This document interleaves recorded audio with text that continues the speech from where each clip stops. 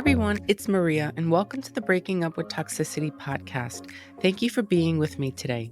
Each week, I will connect with people as they share relatable life experiences. We will talk about and at times challenge reoccurring unhealthy and toxic patterns that keep you from the changes you want to see as you break these unhealthy cycles. So let's get started and see where this show will take us today. Be sure to listen and don't forget to follow so that you never miss an episode.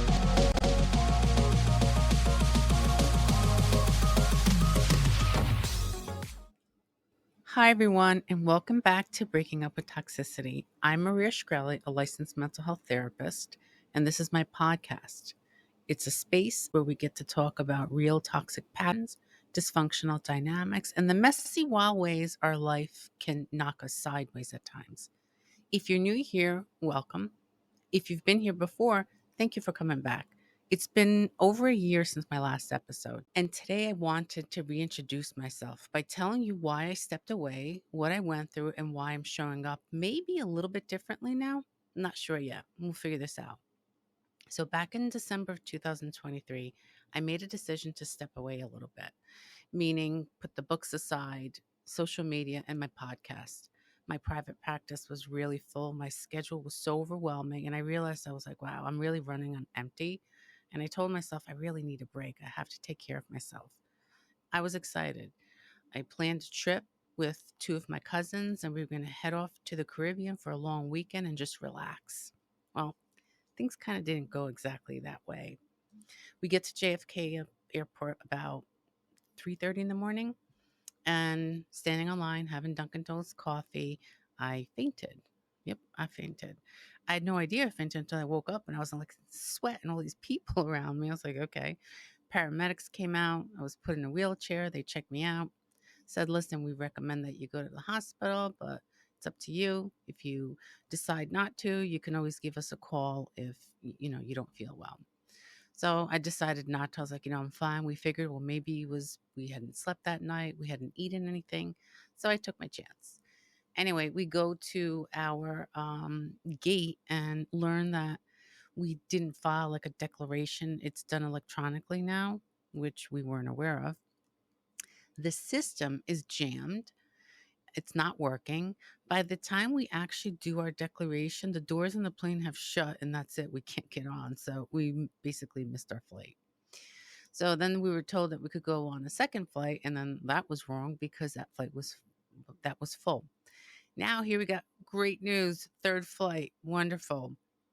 So as we're walking to that gate, I didn't feel good again. This time it was really different because the first time I kind of felt a little nauseous. This time something definitely wasn't right. Now my cousins were walking somewhat ahead of me, and I didn't want to freak anybody out. One of them did turn around, and that's when I waved her over. And she got closer, said, "You need to call somebody. Something's not okay. I need to go to the hospital now." Then my other cousin ran over, and when she got to me, I sat myself down on the floor, laid down, and I just breathed. I didn't want her to talk to me. She was talking to me like, "What's wrong? What's wrong?" I was like, "Please stop," because I was in such panic mode. Because before that happened, or before me sitting down, I felt like I know I was talking, but I didn't know if I was talking. I felt the whole right side of my face. I felt like my tongue was hanging out, but I know words were coming out, but I couldn't decipher if they actually were. So the paramedics come back out. I get sent to Jamaica Hospital. Shout out to all the wonderful doctors and nurses out there, because I'll tell you, I had a great experience there. And at that time, I hadn't told anyone yet in my family what had happened. So we get to Jamaica Hospital, and it was actually the day where they brought back all the restrictions because COVID. There was like an uptick in it. So now my cousins are like scrambling around with suitcases, trying to get to see me, make sure I'm okay. And thank goodness some of the nurses there were pretty understanding, and they did allow them to come in, and they were able to stay with me in the emergency room. So I was also freaked out by that because they put me into the cardiac ER, and I was like, what the hell? Did I have a heart attack? So anyway, they get me to a room and they start all my testing. My daughter's texting me like, hey, how you doing? Are you having fun? Are you having pina coladas? I'm like, oh God, if you only knew the pina coladas. But, I didn't want to alarm anyone. I figured let me wait a little bit and then hopefully they can tell me what's going on. But that took longer than I thought, or than I realized. So eventually I did tell my family. I was like, "Hey, listen, I'm in the hospital. I'm okay. No one panic. I'll let everyone know what's going on as soon as I know." And then, of course, once they speak to you, everyone has a sense of relief. So I finally get admitted, all settled in there, all the testing starts, and it wasn't until 5:30 the next morning when a doctor came in, woke me up and told me, "Well, your results came back and wanted to tell you that you had a stroke. In addition to the stroke, I have two brain aneurysms, one in the front of my brain and the other one in the back of my brain." I was like, "Whoa, wait a minute." 5:30 in the morning, I was like, "Am I dreaming?" I seriously couldn't distinguish if I was awake or if I was asleep. I'm like, I can't have a stroke. That's impossible. I'm too young. I'm healthy. I'm like, there's something wrong here. Maybe it's like the wrong person. I really didn't, it didn't register what they told me. I knew what they told me. I was like, but it can't be. So anyway, later that morning, I, of course, had to tell my family about it. And, sometimes you have to make humor, or people do make humor when they're worried or tense or just, scared. And I sent a text to my family, said, "Hey, everyone, I just wanted to update everyone. I'm okay. It's not a big deal." And I'll never forget that. "It's not a big deal. It's all good. I just had a stroke. No big deal." And then I have brain aneurysms.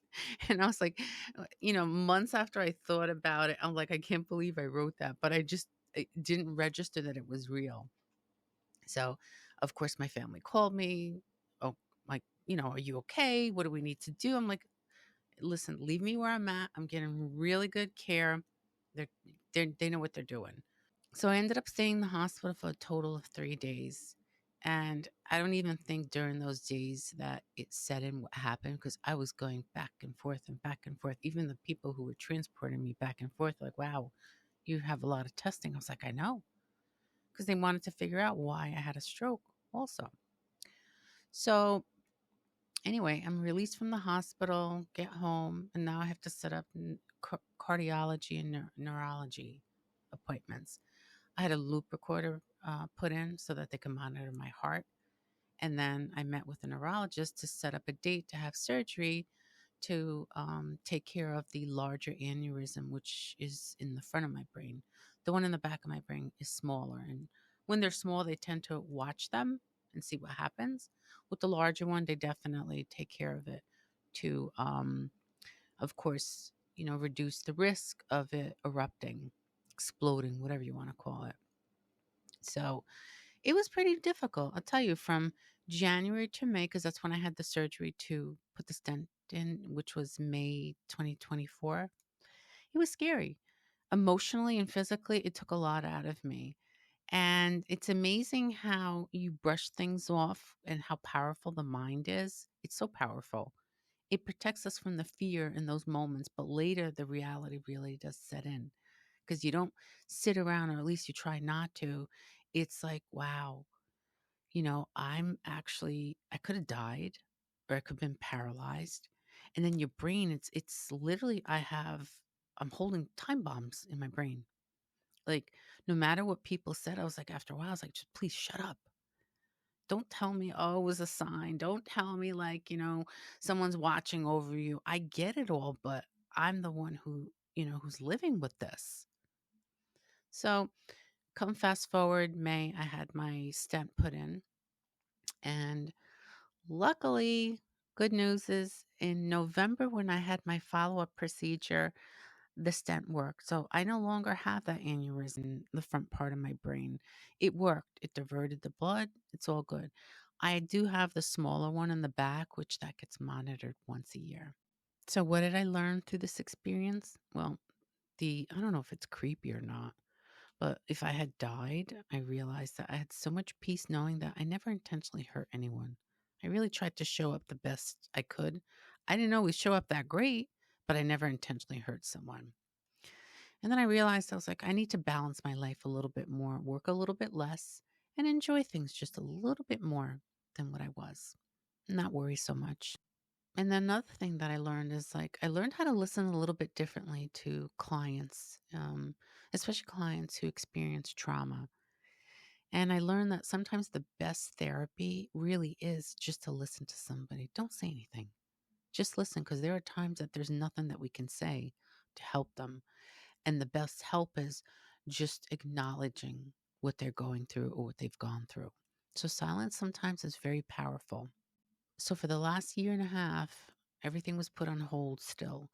The Instagram, the books, the podcast, and I did focus on my patients. Slowly, I'm making my way back, and now I feel that I'm completely ready to come back. I'm not coming back with all the answers or a perfectly mapped out plan for this podcast.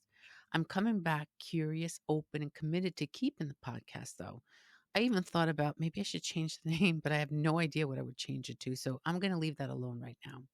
I do want the podcast to be educational so that it gives people real insight and tools.